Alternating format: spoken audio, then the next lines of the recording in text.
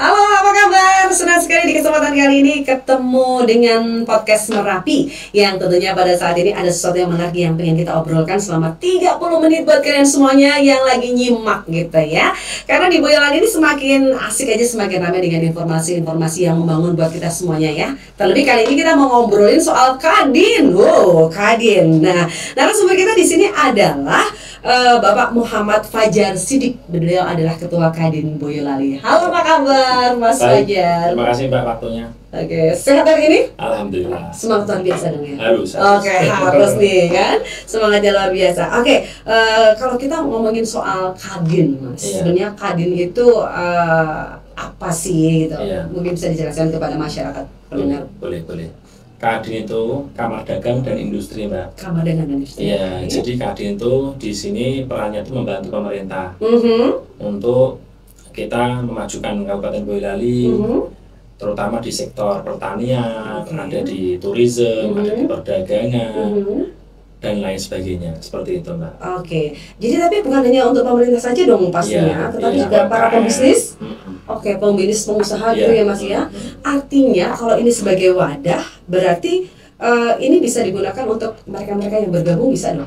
Bisa, sangat bisa, Mbak. Jadi Kadin itu wadah, intinya wadah untuk pengusaha dan anak muda, ya semua kalangan. Pelaku bisnis? Untuk memajukan Boyolali bersama-sama, Mbak. Di sektor, terutama di ekonomi. Oke. Kalau melihat geliat di Boyolali sendiri, gimana sih pelaku bisnis, banyak nggak sih Mas?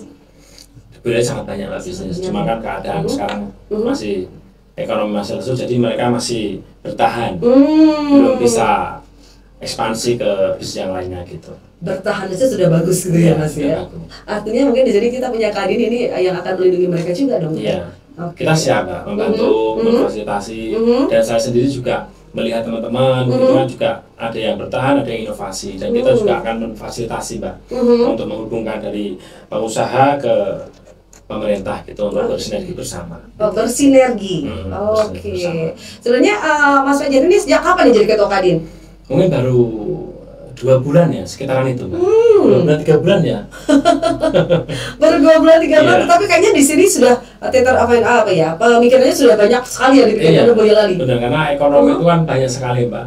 Situasi ekonomi saat ini kan juga harus seperti ini, jadi saya harus menyiapkan langkah-langkah konkret untuk Boyolali ke depan. Apakah ini yang menjadi motivasi Mas Fajar sebagai ketua? Menjadi ketua? Iya, motivasi saya itu intinya di Boyolali kan perlu wadah Mbak. Kadin dulu tidak ada, sekarang udah ada. Jadi saya berusaha mengisi ruang yang kosong. Gitu. Jadi saya pengen teman-teman punya wadah untuk menjembatani dari mulai pengusaha, UMKM ke pemerintah. Jadi ada wadah yang menghubungkan mereka untuk bersinergi. Jadi pemerintah kan ada anggaran. Iya, betul. Nanti di Kadin itu ada wakil ketua Mbak. Jadi di bawah saya itu ada wakil ketua di bidang seperti di dinas-dinas terkait. Jadi mereka nanti bisa bersinergi. Oh ini ada anggaran, ada program. Jadi nanti bisa dikaitkan bareng seperti itu. Mas Fajar sendiri ini juga pelaku bisnis awalnya sebelumnya. Makanya bisa jadi saya usahanya di bidang tembakau Mbak, sama di furniture gitu. Begitu melihat seperti ini ada peluang, kenapa tidak ada Kadin untuk menjembatani mereka? Pasti pikirnya gitu ya Mas ya. Akhirnya jadi Kadin itu sangat menguntungkan kalau kita masuk di organisasi. Kita latihan menjadi seorang pemimpin kan, teman-teman kan juga di dalam bisnis aja, kalau kita nggak masuk organisasi kan untuk melihat secara luas kota kita, kabupaten ini kan ruang lingkupnya kecil Mbak, tapi kalau kita masuk dengan Kadin kita bisa melihat banyak hal gitu. Jadi kita harus bagaimana, salah satunya saya tadi kan keliling-keliling gitu, saya juga riset juga Mbak. Program utama saya nanti ke depan tuh pengen ketahanan pangan. Malah justru ketahanan pangan ya Mas. Karena Pak Prabowo tuh bilang ketahanan pangan tuh kan maksudnya nggak sepele itu, karena itu sangat penting. Dasar dari kehidupan kita tuh pangan gitu. Nah harapan kami nanti setiap rumah tuh ada lokasi tuh 3 x 3 meter yang punya tanah. Nanti limbah makanan dari rumah tangga itu nanti ditaruh, nanti saya ajar itu. Jadi saya tuh punya apa Mbak? Punya program nanti itu. Sebentar saya cek dulu. Ya, ini memang begitu melihat Mas Fajar ini sangat bersemangat ketika melihat berkeliling. Saya nanti mau bikin gerakan petani anti rugi. Wis, berani aja. Berapa enak ya? Gerakan petani anti rugi.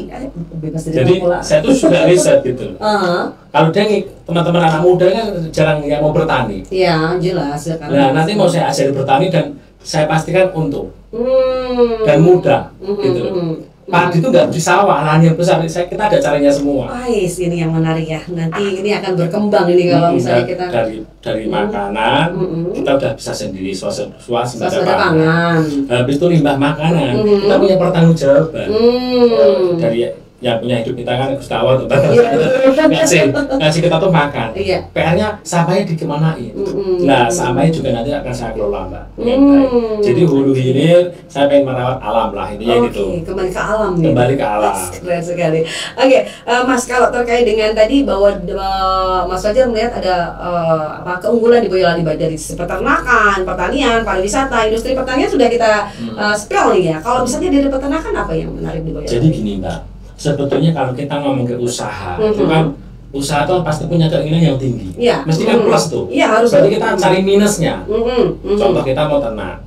Berarti yang pasti itu apa, Mbak? Yang pasti itu mesti sapi itu mesti makan. Buang kotoran.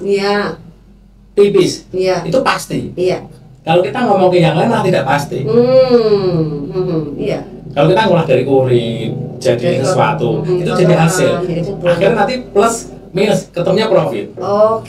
Jadi kita emang harus cerdas nih melihat peluang ini ya, Mas. Jadi jangan kita lihatnya ke atas kalau ya semua nggak bisa diukur, Mbak. Kayak daging nggak bisa diukur.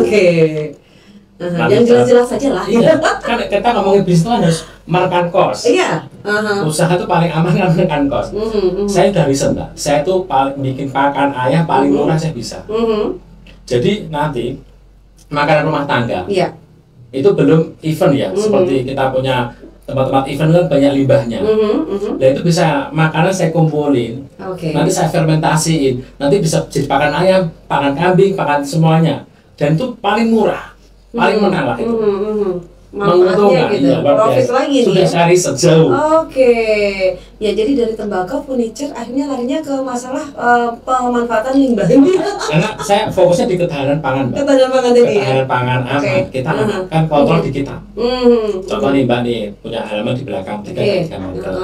Nanti 3x3 nanti ada lubang di tengah, Mbak. Nanti saya ajarin untuk biar nggak bau. Gitu. Nanti Mbak juga ada lanjut cabai, ada mungkin wortel. 3x3 ada sangat cukup. Yang dimaksud swasembada pangan itu seperti itu. Jadi kita tuh mandiri. Di rumah sudah ada semuanya. Karena kita punya. Saya suruh bikin listrik, saya bisa bikin listrik. Kan banyak hal, Mbak. Jadi apapun tuh warga Indonesia tuh sebenarnya pintar-pintar. Cuma nanti kan karena belum kompak, mungkin belum bertemu berkolaborasi, jadi belum bisa masif secara besar. Tapi harapan saya sebagai ketua Kadin nanti ke depan saya genjot itu, Mbak, ketahanan pangan. Mas, ini kalau ini kan menarik sekali ya, Mas ya. Kalau ini pemirsa ini yang tiba-tiba aduh saya sebenarnya pengen juga sih masuk di Kadin, cuman saya kan bukan pelaku bisnis nih, padahal tadi programnya kan keren. Itu apakah bisa? Ayo. Bisa, Mbak. Jadi Kadin itu kan ada yang masuk itu kan ibaratnya harus pakai KTA, Mbak.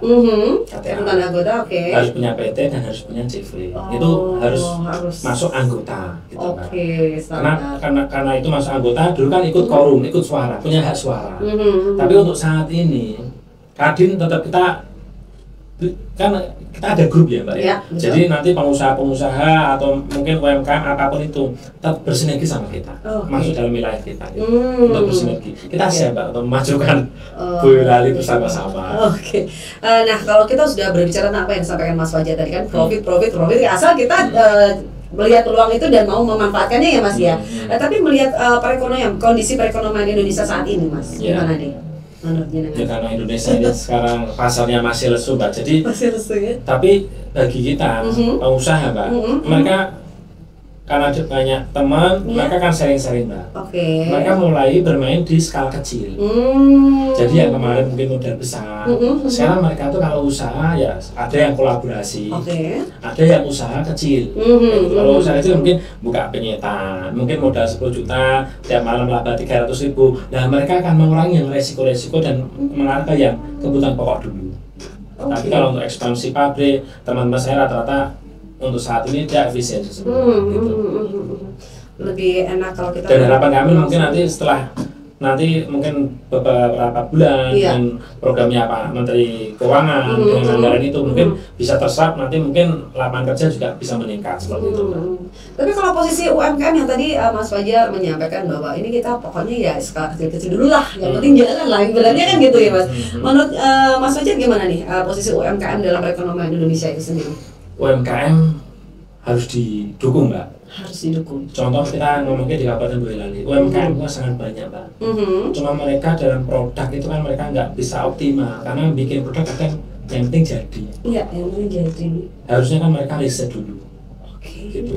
Langsung mungkin koordinasi sama dinas terkait produk apa yang unggulan di Boyolali mungkin lebih bisa dioptimalkan Mbak. Contoh abon, kan ada produk sapi ya kan, susu kan gitu Mbak. Mungkin dari sektor pertanian sangat banyak, semuanya prospek lah. Kalau saat ini kan baru musim tembakau, tembakau itu kan juga tembakau Boyolali juga yang diunggulkan Mbak. Di Indonesia itu paling diunggulkan salah satunya tembakau Boyolali. Jarum super, kuda garam, semua pabrik rokok membutuhkan tembakau Boyolali. Itu pertanian. Dan nanti saya juga pengen Mbak, pertanyaan bagaimana biar pupuk itu bisa murah, kita juga ada cara-caranya gitu. Hutan itu kan sebetulnya kan nggak ada yang pupuk Mbak, kenapa bisa subur? Nah itu dia. Nah karena kan daun yang di atas kan turun, nanti dia kan jadi pupuk jadi juga. Pupuk sendiri. Pupuk alami. Komposnya di situ. Jadi kita ngikuti alam itu sebetulnya udah diatur Mbak. Jadi kalau orang-orang zaman dulu di setiap rumahnya ada apa Mas, semacam lubang itu memang udah filosofi sendiri ya Mbak. Sebetulnya kuncinya ada caranya lah, nanti Mas mungkin di luar podcast saya bisa kasih tahu teman-teman. Jadi kita nggak gali lubang itu 1 meter kali 1 meter Mbak.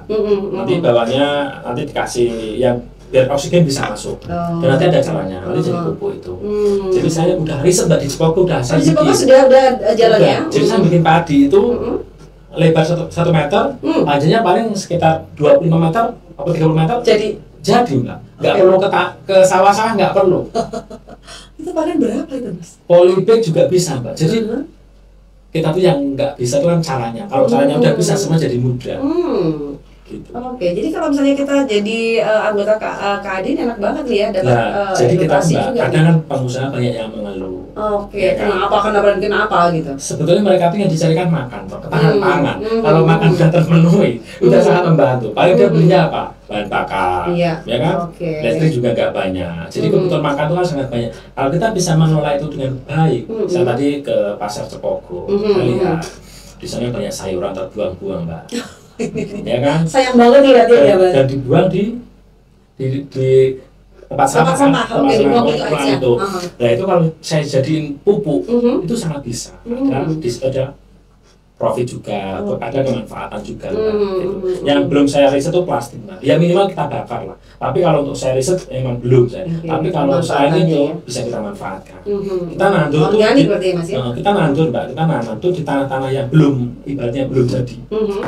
Kita jadiin itu bisa, tergantung olahannya. Kita bikin panjang-panjangnya luar biasa. Di wilayah itu berarti Cipogo itu yang bawah bukan yang di atas, apalagi di atas.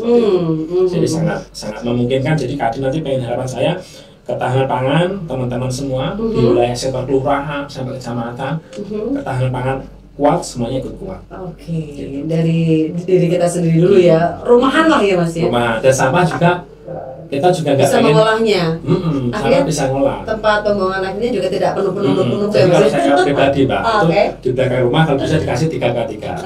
Itu digali dulu minimal 20 cm harus digali. Kalau bisa yang punya rumah tuh ya macul gitu. Dan sehat. Nanti saya ajari lah proses-prosesnya biar tanahnya itu subur. Ada cabai, ada tomat, apapun di situ ditanam. Itu kan swasembada pangan gitu lah Pak. Kalau ibu-ibu biasanya seneng sih kalau bisa kayak gitu ya. Tapi yang nggak ngerjain itu bapak-bapak yang dulu gitu. Itu sebetulnya mudah kok. Nah, terkait dengan UMKM tadi Mas, selama ini ya di Boyolali sendiri bagaimana? Apakah juga sudah tertangani dengan baik sih kalau misalnya, atau mungkin ada curhatan-curhatan juga pernah ke Mas Fajar gitu, teman-teman UMKM di Boyolali rata-rata mereka sebetulnya udah berjalan Mbak. Cuma karena pasarnya mereka masih kebanyakan lokal, mereka belum mengarah ke online. Jadi agak sulit. Oh gitu ya, jadi SDM-nya penting juga sih. Karena yang beli orang-orang sekitar aja. Nah gunanya online, nanti juga Kadin saya pengen juga nanti teman-teman saya yang di bidang IT, saya suruh bikin itu Mbak, saya udah ada program juga yang baru riset. Jadi nanti saya bikin kayak UMKM, tapi yang marketnya di online gitu Mbak. Ini baru saya riset. Pemanfaatan dari online itu sendiri. Jadi produk-produk, Mbak punya produk. Iya. Saya arahin produknya harusnya jadi seperti ini, karena kan perlu packaging. Biar menarik. Perlu menarik. Oh ada takarannya, ada berapa gram. Jadi kita membantu untuk kelayakan supaya dijual tuh ya profit, yang beli juga tidak keberatan. Oke. Nah jadi kita senang, pembeli juga senang. Akan terjadi putaran bisnis tadi gitu Mbak. Jadi jangan hanya di lokalan aja ya Mas ya. Misalnya kita punya nasi jagung nih misalnya, ya kan cuma di sekitar itu aja. Tapi jagung bagus, tapi harus ada konten Mbak. Oh, nah ini yang harus. Iya, karena sekarang tuh kan konten tuh kan sangat penting. Sangat membantu Mas iya. Iya, cuma kan untuk konten kan nggak semua orang paham. Sebetulnya kalau kita mau online, senjata kita cuma konten. Nanti di situ ada ilmu CPA, ada ilmu iklan kan ada biayanya, ada yang biaya, ada yang enggak. Itu sebetulnya bisa kita optimalkan. Salah satunya di siang hari ini kan ada podcast Boyolali ini kan juga sangat membantu untuk melihatkan situasi di Boyolali. Ada 22 kecamatan, produk apa aja yang bisa diunggulkan yang sangat banyak. Iya, oke. Ya ini berharap untuk pemirsa dari ke podcast Merapi ini nanti yang pelaku bisnis ini bisa langsung gabung juga di Kadin ya Mas ya, karena ternyata dari apa yang disampaikan Mas Fajar ini begitu banyak manfaatnya, begitu banyak manfaatnya dan kita harus benar-benar melihat perekonomian yang sekarang sedang tidak baik-baik saja, apakah seperti itu Mas? Iya, ya perekonomian tidak baik itu kan karena kita nggak bisa mengontrol itu kan. Kita fokus apa yang bisa kita kontrol dulu. Contoh tadi saya ngasih ilmu tentang pertanian, ketahanan pangan, itu kan sangat mudah, biaya nggak banyak. Minimal kita semakin nandur itu Mbak nanam kangkung ya. Kangkung itu kan 2 minggu udah tumbuh lagi, 2 minggu tumbuh lagi, dan harganya tuh flat. Kangkung itu kan 10 onting ibaratnya 1.000. Itu di rumah kalau dibikin 1 meter kali 20 meter itu udah bisa hidup. Kan ada nanti kita yang bikin kotak petak-petak gitu ya. Biar surplusnya biar sebulanan. Oh gitu. Itu masalah kehidupan Mbak. Orang itu kan kita kan sebetulnya orang itu kan yang makan tadi. Tapi karena kita sosial juga pengen beli sesuatu, makanya tadi Mbak ekspansi ke bisnis dan lainnya seperti itu. Oke. Ini pertanyaan peternakan sudah. Kalau misalnya dari pariwisata Mas, apa yang diamati Mas? Pariwisata di Boyolali juga saya lihat potensinya sangat besar. Di sini kan tempatnya air. Yes, air betul. Tempatnya pegunungan. Oke. Tempatnya persawahan, pemandangannya itu indah. Iya betul. Gitu Mbak. Jadi kalau kita mau lihat pariwisata di Boyolali, tugas kita tuh sebetulnya bikin event atau mungkin membawa investor untuk investasi di sini. Cuma kemarin kita lihat riset Mbak di daerah ke arah Solo, mungkin kan bis itu belum bisa masuk ke atas. Iya betul. Jadi bis harus parkir di Cepogo itu. Iya baru ada. Harus nyiapin mungkin atau travel atau kereta atau jeep untuk mengarah ke atas. Itu mungkin masih jadi PR. Kalau mungkin jalannya ada seperti di Karanganyar mungkin bisa naik ke atas, mungkin wisata di Solo tidak kalah karena di Solo kita riset itu dinginnya lebih tinggi, udaranya lebih sejuk. Gitu. Iya, ini ya pariwisata sudah kita sampaikan ya Mas. Untuk membranding pun kayaknya juga sudah banyak ya. Terkait dengan industri manufaktur? Industri di Boyolali kan kebanyakan ya ada PMDN, ada PMA juga. Tapi kalau industri yang dari lokal Mbak itu masih belum besar-besar. Skalanya masih cukup tapi belum yang ekspansinya masih yang ke arah TBK mungkin belum banyak gitu Mbak. Nah nanti industri harapan kami nanti kita mungkin Kadin kerjasama sama PTSP ya Mbak untuk menangani perizinan. Siapa tahu Mbak dari Kadin juga bisa memudahkan investor untuk masuk ke Boyolali. Ya tujuannya untuk meningkatkan industri di Boyolali Mbak. Kebutuhan di Boyolali apa nanti kita bisa bantu dari segi supply, dari segi tempat, dari segi perizinan kita bisa bantu. Di Boyolali bisa membantu investor masuk di Boyolali. Gitu. Ada industri, ada tadi kita ketahanan pangan, artinya kan ini jangan sampai lahan ini tergeser gitu dong Mas. Makanya di rumah tadi sebaiknya ada sendiri juga. Soalnya Mbak tanah di Boyolali itu sangat luas. Itu makanya. Dan banyak yang belum terpakai. Makanya saya keliling-keliling. ditanyakan ibaratnya juga kurang manfaat. Kita ngomongnya juga aset Pemda yang belum tersewa, yang harusnya itu bisa masuk ke PA di daerah juga belum terserap secara optimal. Nah nanti lewat Kadin juga mungkin dari kota-kota lain atau mungkin dari provinsi lain ke Boyolali nanti bisa koordinasi sama Kadin untuk melihat peluang apa di Boyolali yang bisa dikerjasamakan antara investor dan pemerintah dan Kadin seperti itu. Mas Fajar, sebenarnya apa tantangan utama pelaku usaha di Boyolali sendiri itu, Mas? Tantangan di sini saya lihat tantangan yang mungkin kurangnya ilmu aja. Fasilitasnya ada, fasilitasnya ada, cuma emang keilmuan tadi Mbak, itu yang masih perlu digodok bersama-sama untuk biar supaya detail. Kan usaha itu harus terukur Mbak. Nah bikin ukurannya itu loh, jangan usaha yang penting punya modal ini juga jadi masalah ini juga ya. Habis itu usahanya apa, ya itu emang rotasinya seperti itu lah. Tujuan Kadin ada tuh kalau bisa orang kan yang paling susah di manajemen Mbak, bukan di kerjanya. Kerja itu mudahnya ngopi pasta orang tuh bisa, Mbak usaha keripik, saya bisa usaha keripik.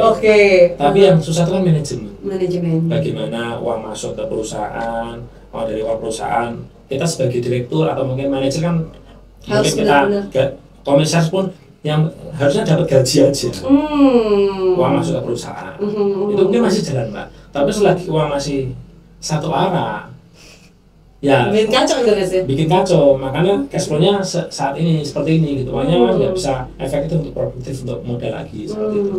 Terbaiknya buat kehidupan dan lain-lain. Nah terkait dengan bagaimana Kadin Boyolali mendukung UMKM dan pelaku usaha kecil?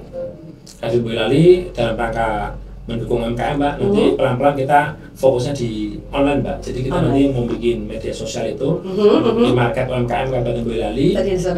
Jadi nanti produk-produk apa yang kita layak untuk kita iklankan, kita bantu iklankan, kita bantu masukin di dalam pasar secara online gitu. Jadi ada semacam kayak pelatihan juga ya. Produk-produknya kan, produk itu kan harus ada riset Mbak. Contoh saya juga ada produk.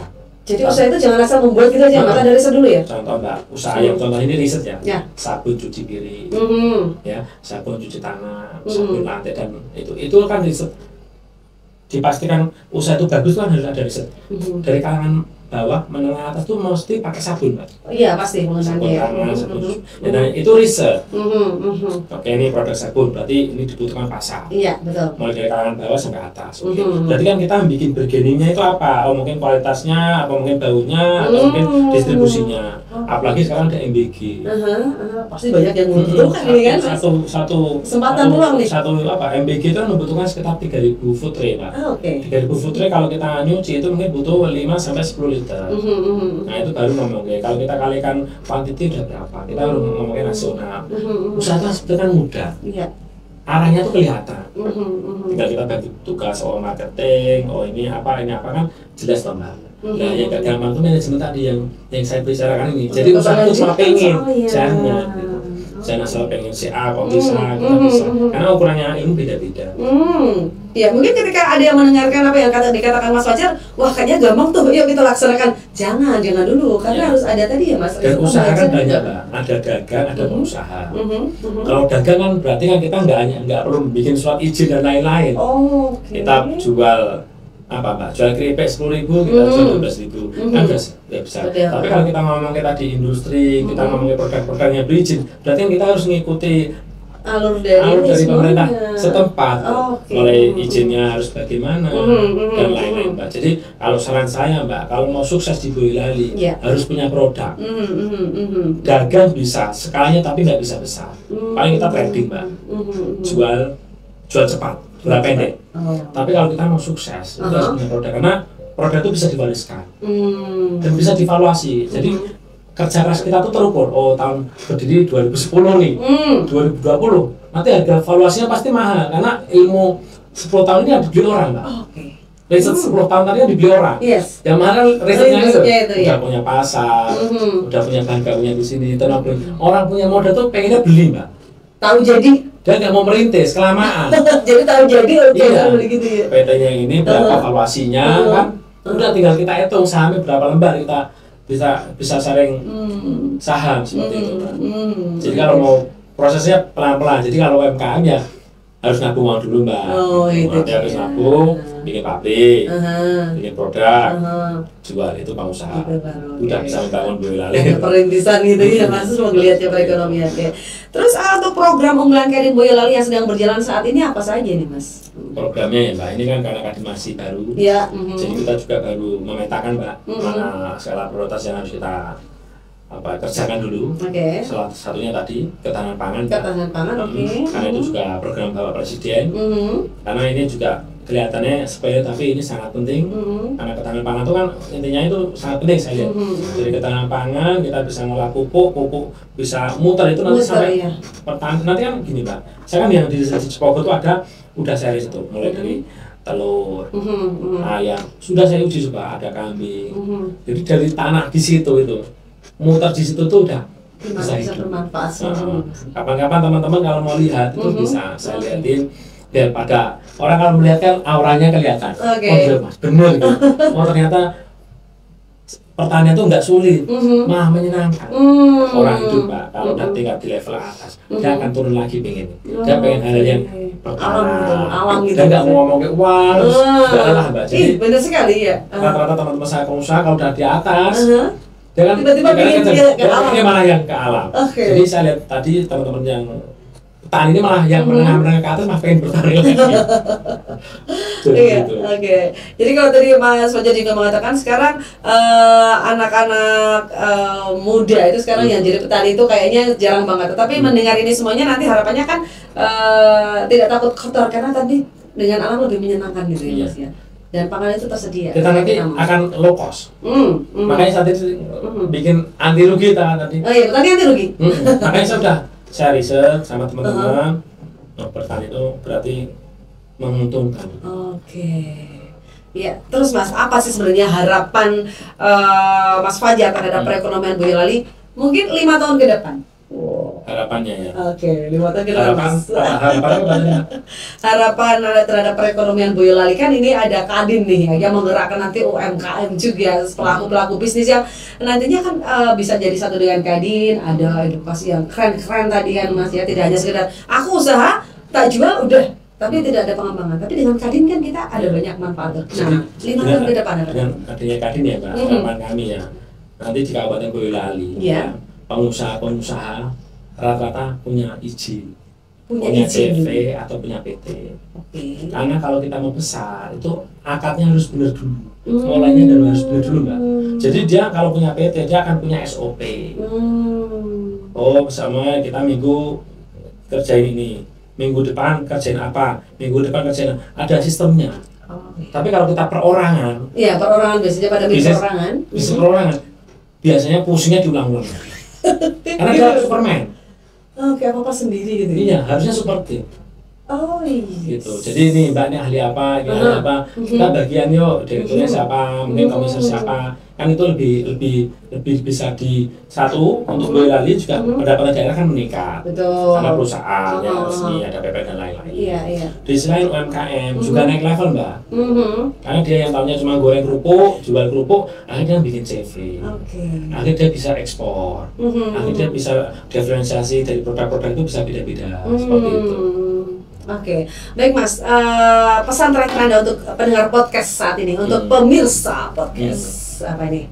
Pelaku bisnis juga nih. Pelaku bisnis tetap semangat. Yes. Yang penting kita punya kemauan, jangan berhenti. Kalau pusing, kalau mungkin situasi tidak sesuai harapan, sering-sering silaturahmi ke Kadin. Ke Kadin. Diskusi untuk menyelesaikan masalah tanpa masalah. Seperti itu Pak. Alamat kantornya mana kalau mengajak teman-teman datang ke Kadin nih? Alamat kantornya di depan SMA 1 Mbak, jadi Jalan ke atas. Jalan ke atas, depan SMA 1. Jadi ini siap nih teman-teman nanti bisa menjawab apa yang menjadi keluh kesah para pelaku bisnis ya, untuk bergabung di Kadin ini. Siap, kita terima. Teman-teman semua bergabung di Kadin untuk memajukan Boyolali. Kita ikuti arahan Pak Bupati supaya Boyolali juga akan Mbak, meningkat secara bisa lebih maju lah secara ekonomi, masyarakat sejahtera tadi. Iya, oke. Baik, terima kasih Mas Fajar untuk hadirnya di podcast Merapi. 30 menit kita ngobrol di sini, tapi ASK-nya tetap kurang ya Mas waktunya ya Mas. Tapi next time mungkin kita bisa ngobrol lagi untuk momen tadi yang kayaknya menarik 3x3 tadi loh Mas. Oke. Itu harus dikerjakan nanti Pak. Oke, program selanjutnya. Oke, dan tentunya untuk para pemirsa dari podcast Merapi, kalau misalnya ada pertanyaan, apakah bergabung dengan Kadin ini benar-benar berpengaruh? Jawab singkatnya adalah iya. Karena Kadin telah lama menjadi landasan komunitas bisnis yang berkembang pesat, tetapi relevansinya semakin kuat di dunia yang saling terhubung dan digerakkan oleh teknologi digital saat ini. Terima kasih dan semoga memberikan manfaat buat kalian semuanya. Saya dan Mas Fajar pamit. Sampai jumpa.